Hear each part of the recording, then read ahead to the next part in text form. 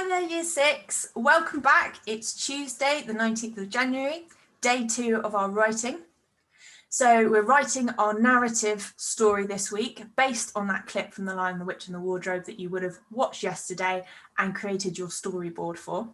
So today, actually, what we're going to be doing is it's a slightly shorter lesson because what we really want you to focus on is developing some dialogue.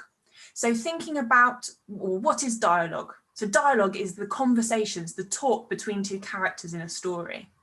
And what we really want you to focus on with this piece of writing is making sure that dialogue drives the story. Now, what do I mean when I say that? What I mean is that that dialogue isn't just a conversation that hangs between the two people. For example, oh, hello, what's your name? Oh, my name's Fred. What's your name? That doesn't drive any action in the story. You need to think about how you're going to use that dialogue as a way of showing your reader what's happening, what the action and reaction is of the different characters. I'm going to share my screen and we'll have a little look together. So I've talked here about how, yes, we're looking at speech in our writing to move the story forward. And I've given you 2 different examples. So the first one is like I said in my video just now, isn't really driving that dialogue. But this second one, think about what's different about this. How is it moving the story forward? Then what we want you to do is to think about what dialogue you want to include in your story. What things do you think the characters are saying to each other, and how can this help you to move the story forward?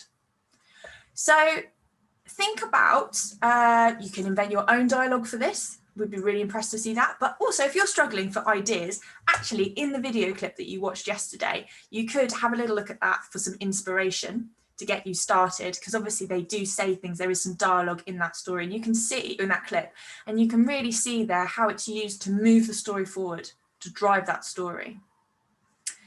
Now, so your task is to write your own dialogue for your story. So this could be a couple of different pieces of dialogue, a couple of different sentences with this speech between different characters. Now, as you'll see from the clip, it's not the whole way through the story that there's lots of speech. Actually, there's only a little bit of speech at towards the beginning, and then later on in the story again, and then finally at the end when they're back in the Anderson shelter. So think about that carefully. Where do you need to include that dialogue? Where would it be useful? Because we don't need to have lots of it in our story. And then once you've done that, I want you to check that you've punctuated it correctly.